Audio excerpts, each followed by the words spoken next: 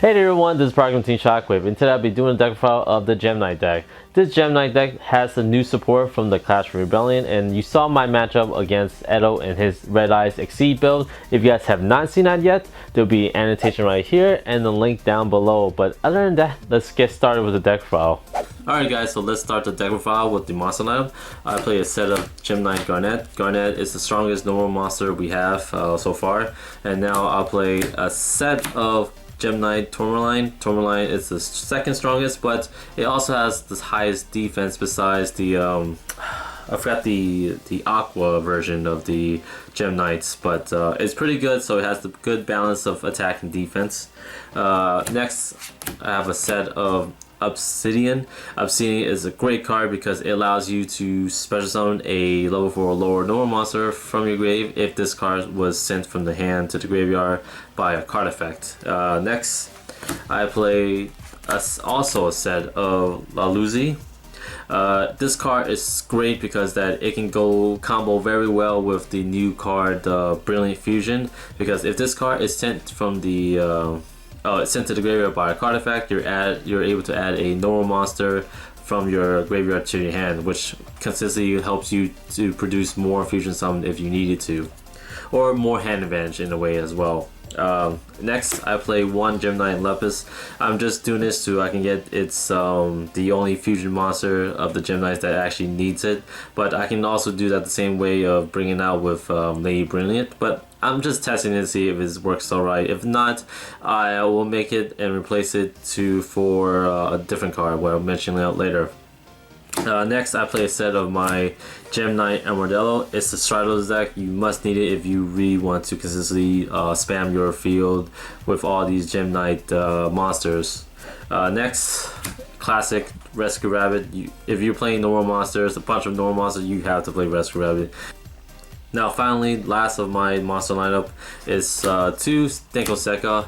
A lot of people were surprised when I was playing this, but it makes sense different ways of why I'm playing this in my deck.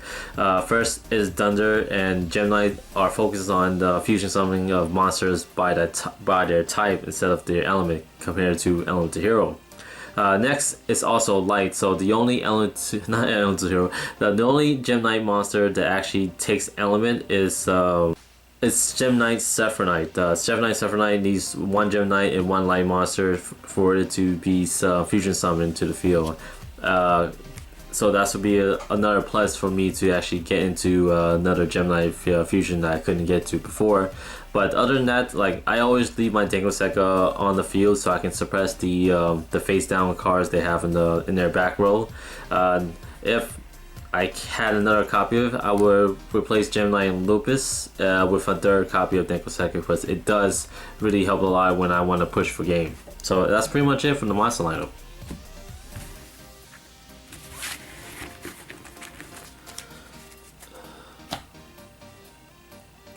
Next, for the spell lineup, of course you need to play a set of Gem Knight Fusion. It really does help a lot, and it comes with a lot of the Gem Knight cards that you have in this deck.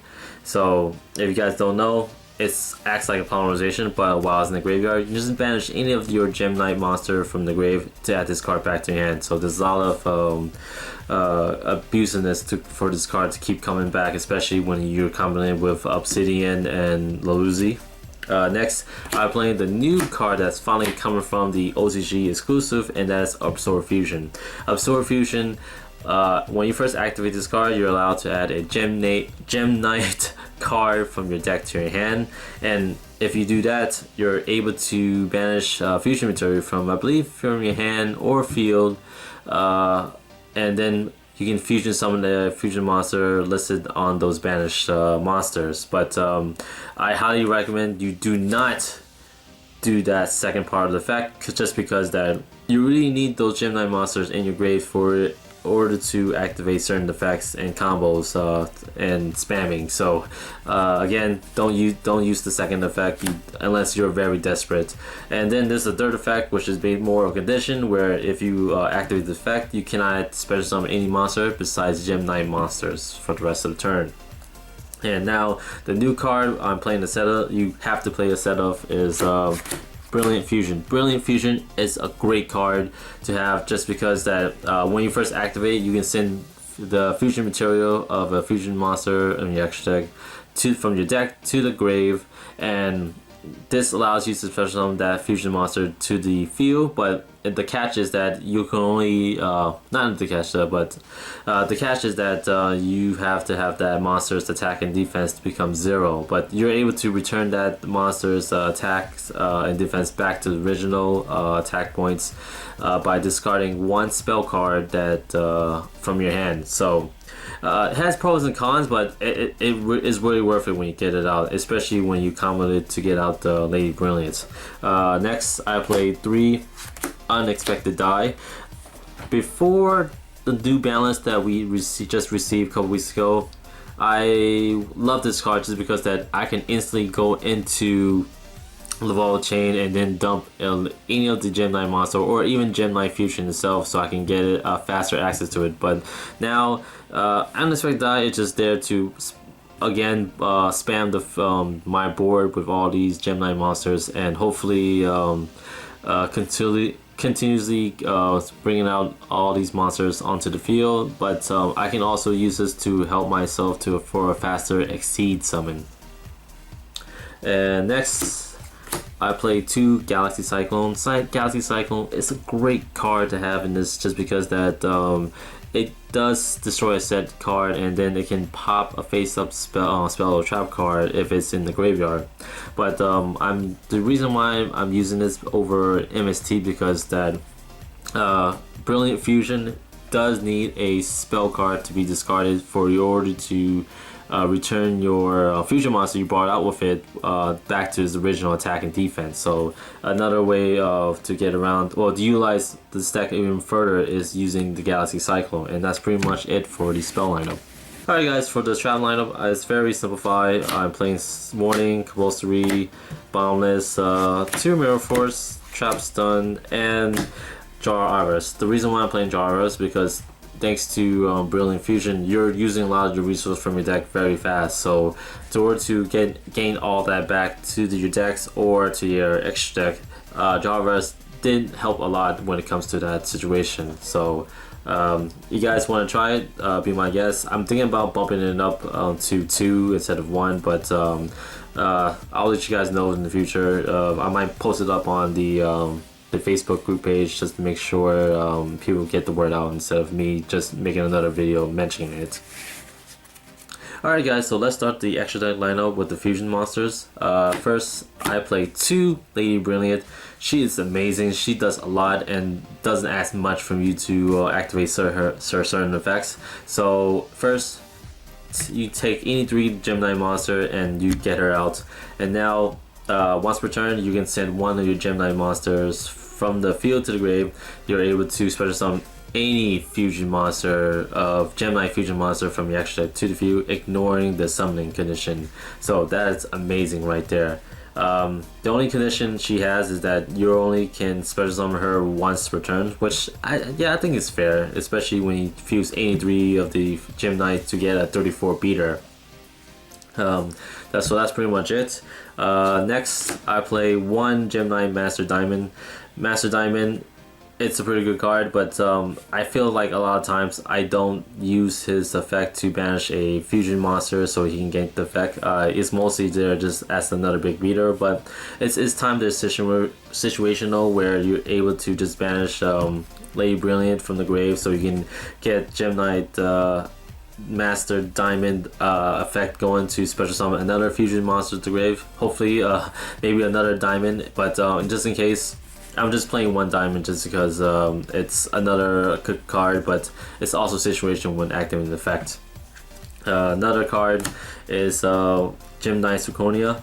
It's just your vanilla beater. It's there. It's just when you want to actually OTK your opponent. I'm playing the 1 Ruby. I'm just testing this card out just because that it has piercing, and that's pretty much it. I'm playing 2 of the Prismora. just because that it's able to destroy face-up cards that your opponents control, and you're like I mentioned before about Gem Knight Fusion, where you can abuse the card from coming back over and over. This is the card that you need to use to activate Gem Knight Prism Effect, because it actually asks to use to discard a Gem Knight card from your hand to the graveyard to activate the effect. Alright, next I play one Gem Knight Lady Lepus Luluzi. She does a lot of damage for you to get that OTK even faster, just because that she burned 500 damage to your opponents for each special summon monster on the field, so that's killing both sides of the field. And that's pretty much it. She does have the restriction of just having Gem Knight Lupus as a fusion material, but you can get her easily out with the Lady Brilliance effects as well. But again, I'm trying it out to see if it's really worth to have Lupus in my deck or not. But I'll let you guys know in the future. And now I'm playing one Gem Knight Surfer Knight. This card has not been used at all when it first came out, but I've seen a lot more potential of bringing her out just because of I am playing Dengo Sekka, and she is my only light target as well from this entire deck. But I do see the usefulness of bringing out another monster. If I did play Gemini monsters, it would have been very effective to have the Gemini monsters effect being activated. Now, and last of my fusion lineup, I'm playing two Citron. Citron was a favorite card of mine when I had the older build of Gem Knights, where it was focused on the Volcanic Rockets. This was a great card because it has Archimedes effects into it. So who wouldn't like Archimedes effect when attacking your opponents? So that's pretty much it. Alright, so now we're going to the XC lineup. I play one Daigustu Emerald. Like I mentioned before with Jargri, I do need to have a lot of resource back to my deck, just because like cards like Brilliant Fusion does take a lot to use, especially if you're targeting Lady Brilliant to summon her. I played the one Exciton Knight. Exciton Knight was its ideal card for me, just in case that I need to blow up all my opponent's field advantage, as well as he is also light too, so that's another target for my Sapphire Knight. Like I mentioned, I forgot to mention this before with Daigustu Emerald, but it is a rock, so I can actually fuse in it to like get Zirconia help. Castell is always the staple of getting rid of problematic cards, and then over replacement of Laval Chain, I decided to put the Kroganon, just because that it's able to redirect any of my my opponent's target to something else that I prefer, and that gives me a little more better control, especially if I want to start like first turn Exceed. I won't ideally go to this all the time, but if I have to, this would be my ideal choice, because like, after Laval Chain was gone, I didn't have like a first turn combo anymore, so I thought that maybe just instead of going to like a first turn play, I would just go into a first turn control field advantage. So, and it's also a rock, so I can take the advantage of going to Zirconia if I need to, and that's pretty much it. Alright guys, that's pretty much it for the video. Overall, I really like this deck. It's a lot more consistent now, just because that the 3 new cards does bring more to the table than it currently did. Even though we lost Laval Chain, you're giving 3 new options to play a faster, consistent deck. So that's pretty much my time for this video. If you guys like this video, please like, comment, and subscribe. This is Park from Team Shockwave, signing out.